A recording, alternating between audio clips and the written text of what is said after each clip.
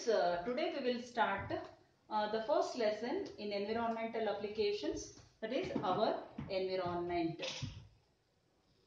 Environmental applications is a group 3 elective subject for class 9th, ICSE class 9th and 10th.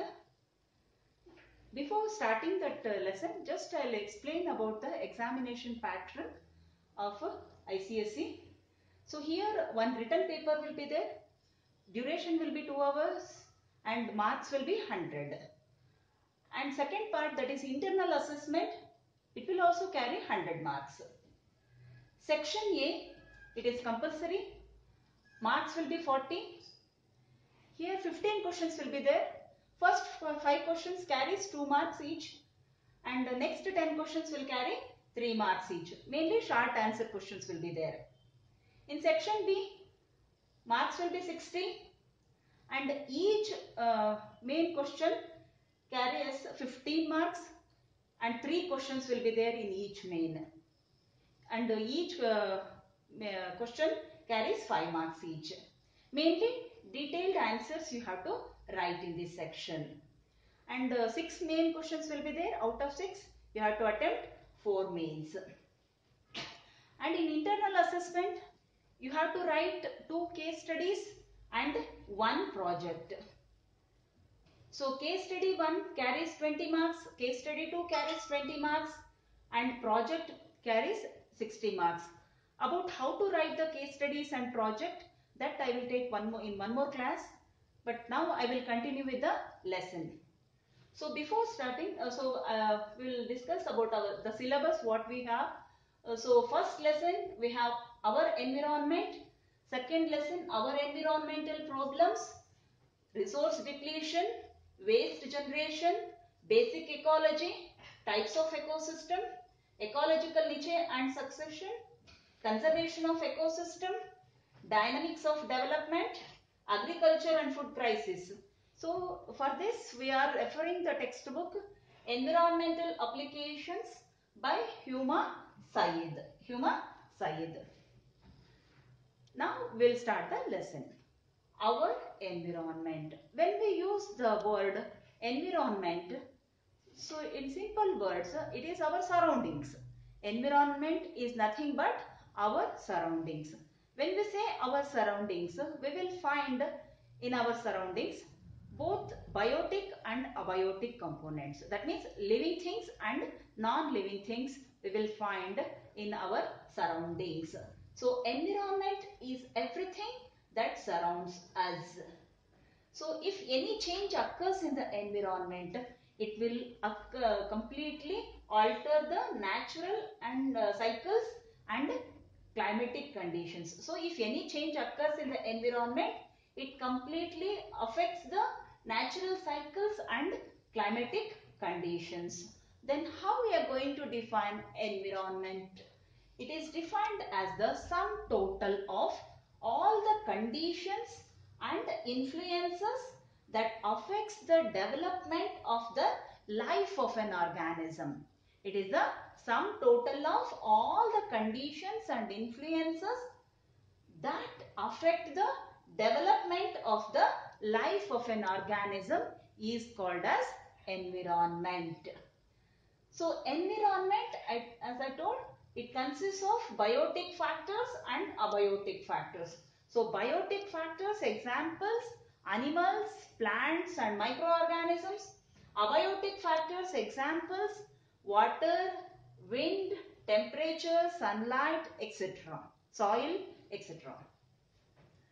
Now, when we use the word environment, with that ecology is also very important term in the environmental science.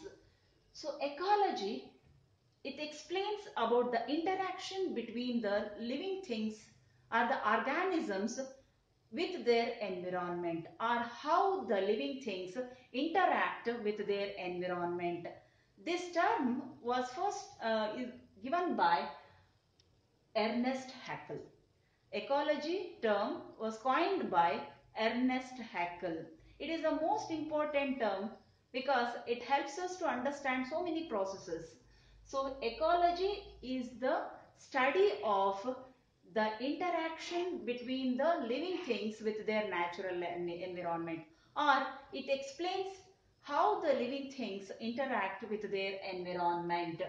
Then what are the differences between environment and ecology? So here it explains about the interaction between the physical, chemical and biological components. So how the interaction takes place between the physical, chemical and biological components. But ecology helps us to find out or to study the relationship between the organisms with their environment, with their or how the organisms interact with their environment.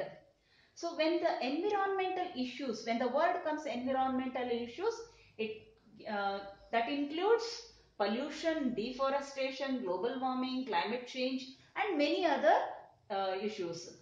But ecological issues, it explains about the population size, how the biodiversity is there, or how the organisms are distributed and how abundantly the organisms are present, and all these things will be explained by ecology. Environment, it studies about the internal and external factors which affects the environment. So environment, so both the internal and external factors will how it will affect the environment. But here ecology mainly its main aim is how the life processes, adaptation and distribution of organisms has taken place in the environment will be explained with the help of ecology. So ecology helps us to understand, because the study of ecology is very important. It helps us to understand the life processes, because for the survival of the organisms many life processes will take place. So here the important life processes for the survival of organisms: nutrition, movement, reproduction, growth, control, excretion, transportation, respiration. These are the important life processes. These are the important life processes which makes the survival of the organism possible. Next one, adaptations. Here, adaptation. Some organisms have been adapted to certain conditions, certain climatic conditions. So here, for example, are the conditions which are suitable for the organisms for their survival. So the best example for adaptation, because some organisms you will find in only in certain geographical areas. So here, for in desert adaptations. So camel and cactus, these are the two important living things which are found in desert conditions, desert area. So camel, it can survive easily in the desert conditions, as especially without food and water, it can survive for 1 month nearly. So as it in one session, if it drinks water, nearly 45 liters of water it will drink, and it has broad feet so that when it moves on the sand, it can move easily, and it has thick eyelashes. So even due to wind or anything, the sand will not enter into its eyes.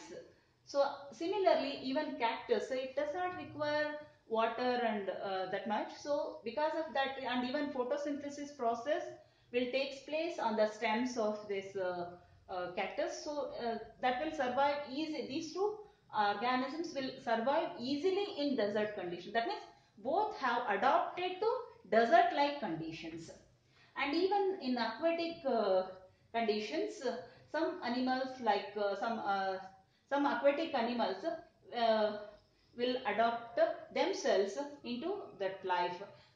Because aquatic animals, especially fishes and other organisms, they can hold their breath for longer period in water. So that's why, and even the flippers and tail, and they have webbed feet, so that will make easily to move in water, because the features of these organisms helps them to survive in that conditions. That is the meaning of adaptations. Abundance and distribution of organisms. So some animals you will find in certain areas, the number will be more only in few areas. So the best examples, kangaroos and kiwi, if a bird. So here, even though the climate, because the factors for that affects the species distribution, that is, it may be sunlight, atmosphere, humidity, temperature. So these are the factors that will affect the distribution of species. So here these animals, these living things will find abundantly in sun areas, especially kangaroos you will find in Australia and kiwi in New Zealand, because they have been adapted to that kind of environment. Because of that reason, they are abundantly available in that areas. The movement of materials through living communities. This is very, very important for the survival of the organisms. So they need energy. So here, how the energy flows through different trophic levels in an ecosystem. So we know that plants are called as producers, and they are the major source of energy. They are the major source of energy. And on plants or on producers, some few organisms will depend. So that is they are called as primary consumers. They are called as primary consumers. Primary consumers, they directly depend on producers or plants. And some organisms, they depend on primary consumers for their survival, and that will be secondary consumers. They are called as secondary consumers. And on secondary consumers and primary consumers, some organisms will depend, and they are called as tertiary consumers. So the energy flows from the producers to different trophic levels, first, second, third. So in that way, energy flow will take place in an ecosystem, because in this earth, so each organism is depending on one another for its survival. So that will be explained easily through this energy pyramid. Successional development of ecosystem. Successional development, it is a phenomenon or process. In simple words, if you want to say, so it is a change that takes place in certain areas.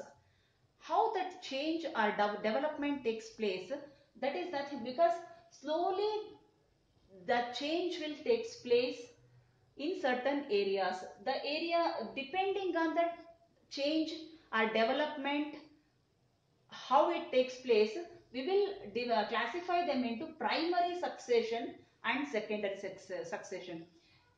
Or change, instead of change, you can say a new life starts originating on a certain land. So if the new life starts originating on the land which is left barren land, it might be barren land for many years, or no life activities have taken place in that land, that kind of lands, if the life starts originating, that is called as primary succession. So the best example, if the life starts originating from the rocks, if the life start originating from the rocks, so rocks, so no life earlier, no life was there on that rock. So if the life starts originating from the rocks, so that is primary succession. But sometimes due to forest fires or natural calamities, some lands will be degraded, and that land cannot be used for any other activities. But after some years, if the life starts originating on that kind of lands, then that is called as secondary succession. That kind of life or development, we call it as secondary succession. So first, primary succession, the life starts originating on a new area or new land. But in secondary succession, the life starts originating on the land. Earlier it was used, but it was degraded by some of the factors like natural calamities or by human activities. So about in detail about primary succession and secondary succession in the coming lessons we will learn. Okay. So but these are the 5 things which are explained by with the help of ecology. So the last one, that is abundance and distribution of biodiversity.